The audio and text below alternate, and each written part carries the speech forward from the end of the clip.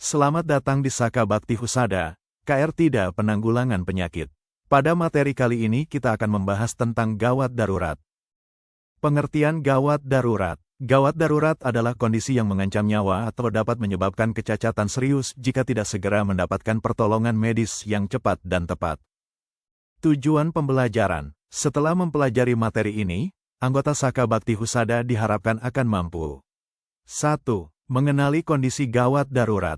2. Memberikan pertolongan pertama secara benar. 3. Mengambil tindakan cepat dan aman.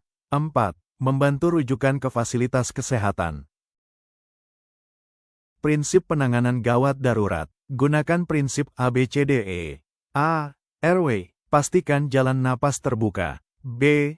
Breathing. Periksa pernapasan. C. Circulation. Periksa denyut nadi dan perdarahan. D. Disability. Cek kesadaran. E. Exposure. Periksa cedera lain.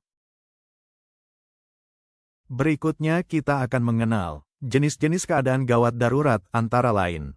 1. Pingsan, sinkope. Pingsan adalah kehilangan kesadaran sementara yang terjadi secara tiba-tiba, biasanya disebabkan oleh berkurangnya aliran darah dan oksigen ke otak untuk sementara waktu. 2. Henti napas, apnea. Keadaan henti nafas adalah kondisi di mana seseorang berhenti bernapas secara spontan. Hal ini bisa disebabkan oleh sumbatan jalan napas, depresi sistem saraf pusat, atau kondisi medis akut lainnya. 3. Henti jantung, cardiac arrest. Kondisi darurat medis di mana jantung berhenti berdenyut secara tiba-tiba sehingga gagal memompa darah ke seluruh tubuh. Ini berbeda dengan serangan jantung, meski keduanya berkaitan. 4.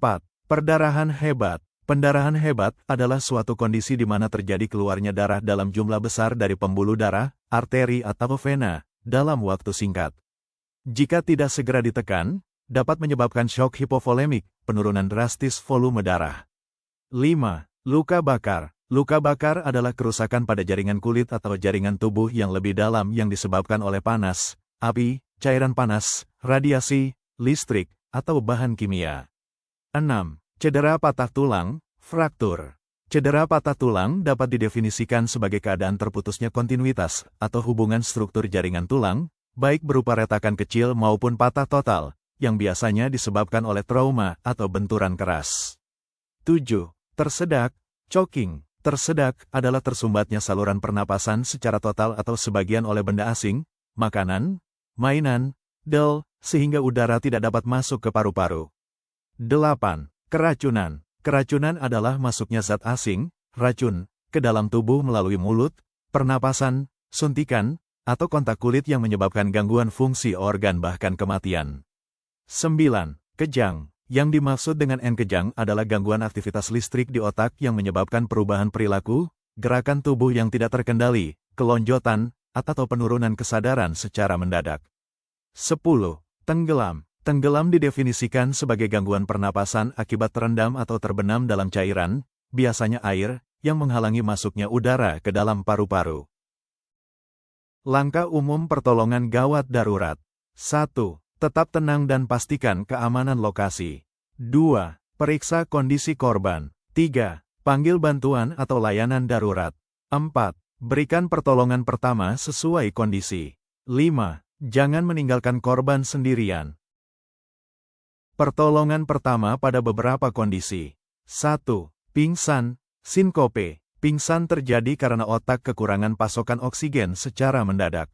Tujuan utama pertolongannya adalah mengembalikan aliran darah ke kepala. Baringkan korban, letakkan korban di permukaan yang datar dan keras. Ini membantu jantung memompa darah ke otak tanpa harus melawan gravitasi. Pastikan kepala tidak lebih tinggi dari tubuh. Longgarkan pakaian, periksa bagian leher, kerah baju, pinggang, ikat pinggang, atau bagian lain yang ketat. Ini bertujuan agar pernapasan lebih lega dan aliran darah ke seluruh tubuh tidak terhambat. Angkat kaki tanda kurang lebih 30 cm, gunakan bantal, tas, atau benda lain untuk mengganjal kaki. Teknik ini disebut posisi shock, tujuannya agar darah dari area kaki mengalir kembali ke arah organ vital, jantung dan otak.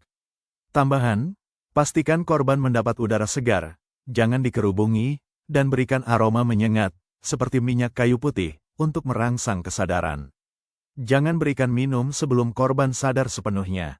2. Perdarahan, luar. Tujuan utama pada kondisi ini adalah menghentikan keluarnya darah agar korban tidak kehilangan terlalu banyak cairan tubuh yang bisa memicu syok.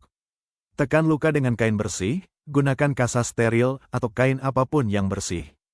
Tekan dengan mantap tepat di atas sumber perdarahan. Tekanan ini membantu proses pembekuan darah secara alami. Penting, jika kain sudah basah oleh darah, jangan dilepas, karena bisa merusak bekuan darah yang mulai terbentuk. Cukup tumpuk kain baru di atasnya. Angkat bagian luka lebih tinggi. Jika luka ada di tangan atau kaki, angkat bagian tersebut hingga posisinya lebih tinggi dari letak jantung. Ini menggunakan prinsip gravitasi untuk memperlambat laju aliran darah menuju area luka. Pembersihan, jika perdarahan sudah terkendali, bersihkan area sekitar luka dengan air mengalir atau antiseptik untuk mencegah infeksi, lalu balut dengan perban. Pertolongan pertama pada beberapa kondisi. 3. Tersedak, choking. Tersedak terjadi ketika benda asing masuk ke tenggorokan dan menyumbat jalan napas. Teknik Heimlich Maneuver bertujuan untuk memberikan tekanan udara dari paru-paru agar benda asing tersebut terdorong keluar. A. Untuk dewasa dan anak, lebih besar dari 1 tahun. Berdiri di belakang korban, dekap pinggang korban dengan kedua tangan. Posisi tangan, kepalkan satu tangan dan letakkan di atas pusar korban, tepat di bawah tulang dada, ulu hati. Genggam kepalan tersebut dengan tangan satunya. Hentakan, berikan hentakan kuat ke arah dalam dan ke atas secara cepat. Ulangi sampai benda asing keluar atau korban tidak sadarkan diri. B. Untuk bayi, kurang dari 1 tahun, back blows dan chest thrust. Penting, jangan lakukan Heimlich Maneuver standar pada bayi karena berisiko merusak organ dalam. Back blows, tengkurapkan bayi di atas lengan Anda, posisi kepala lebih rendah. Berikan 5 kali tepukan lembut namun mantap di punggung, antara tulang belikat, menggunakan tumit telapak tangan. Chest thrust, jika belum keluar, balikan bayi dan berikan 5 kali tekanan pada tengah tulang dada menggunakan 2 jari. C. Untuk ibu hamil atau obesitas. Jika Anda tidak bisa melingkarkan tangan di pinggang, lakukan hentakan di tengah tulang dada, sama seperti posisi pijat jantung pada RJP, bukan di ulu hati. 4. Luka bakar, burn. Tujuan utama pertolongan luka bakar adalah menghentikan proses perusakan jaringan oleh panas dan mencegah infeksi. A. Siram air mengalir, cooling. Waktu, lakukan segera selama minimal 10-20 menit. Suhu, gunakan air suhu ruang atau air mengalir biasa. Fungsi, menurunkan suhu jaringan kulit yang terbakar agar kerusakan tidak menjalar ke lapisan yang lebih dalam. Larangan, jangan gunakan es batu secara langsung karena dapat menyebabkan frostbite atau kerusakan pembuluh darah akibat suhu ekstrim yang mendadak. B. Jangan mengoleskan odol, minyak, atau mentega. Ini adalah mitos yang sangat berbahaya, salah kaprah. Mengapa dilarang? Memerangkap panas, bahan-bahan tersebut bersifat lemak, pekat sehingga menahan panas tetap di dalam kulit, bukannya mendinginkannya. Risiko infeksi. Zat kimia dalam odol atau bakteri dalam minyak dapat menyebabkan infeksi pada jaringan yang terbuka. Menghalangi tindakan medis. Saat di rumah sakit, petugas medis harus membersihkan sisa odol tersebut, yang biasanya akan sangat menyakitkan bagi korban karena kulit sudah melepuh. C. Langkah tambahan. Tutup luka, gunakan kain bersih atau plastik wrap secara longgar untuk menghindari kontaminasi udara. Jangan pecahkan lepuhan. Cairan di dalam lepuhan adalah pelindung alami kulit terhadap infeksi.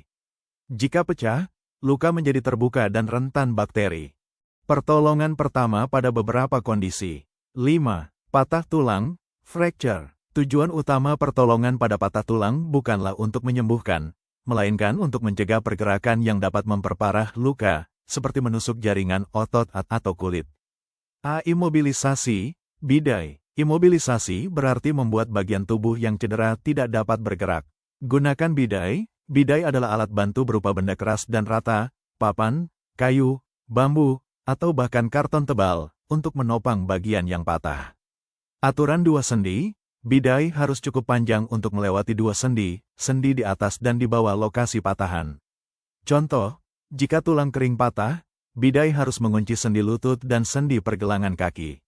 Ikatan yang pas, ikat bidai dengan kain atau pembalut mitela. Jangan terlalu kencang, agar aliran darah tidak terhenti, dan jangan terlalu longgar, agar tulang tetap tidak bergerak. B. Jangan meluruskan tulang. Ini adalah kesalahan yang sering dilakukan oleh orang awam.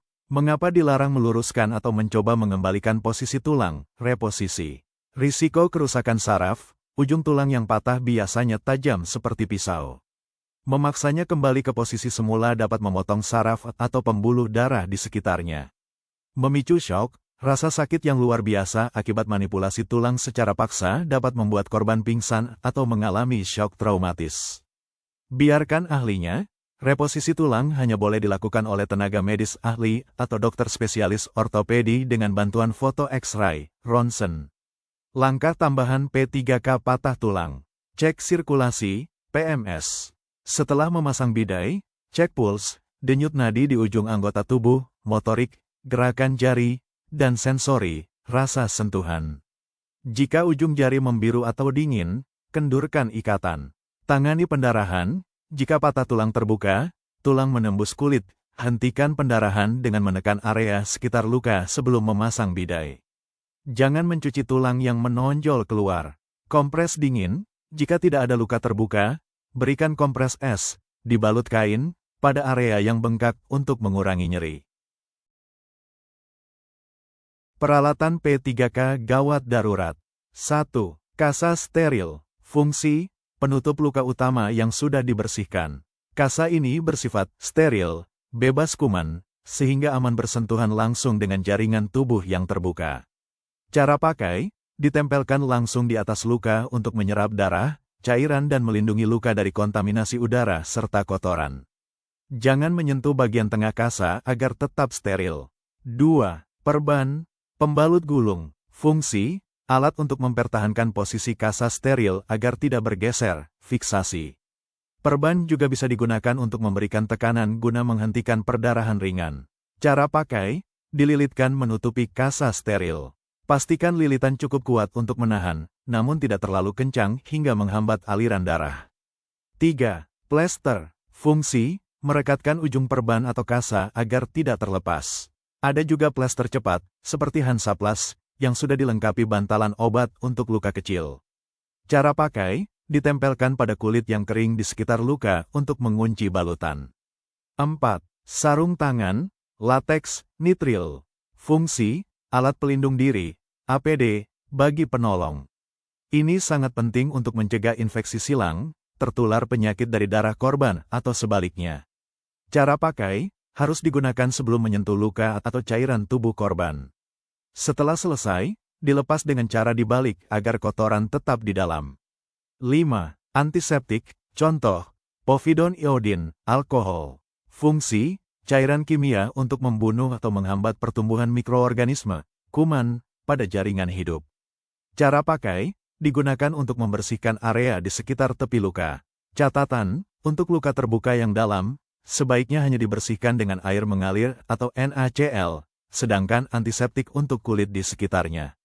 6. Gunting. Fungsi, memotong perban, plester, atau bahkan memotong pakaian korban jika diperlukan untuk mengakses area luka yang tertutup baju. Cara pakai, gunakan gunting dengan ujung tumpul, gunting perban, agar tidak melukai kulit korban saat melakukan pemotongan secara darurat. 7. Masker. Fungsi, melindungi saluran pernapasan penolong dari percikan darah, cairan tubuh korban, droplet, dan mencegah kuman dari mulut, hidung penolong berpindah ke luka korban. Cara pakai, gunakan menutupi hidung dan dagu secara rapat sebelum memulai tindakan pertolongan. Hal yang tidak boleh dilakukan.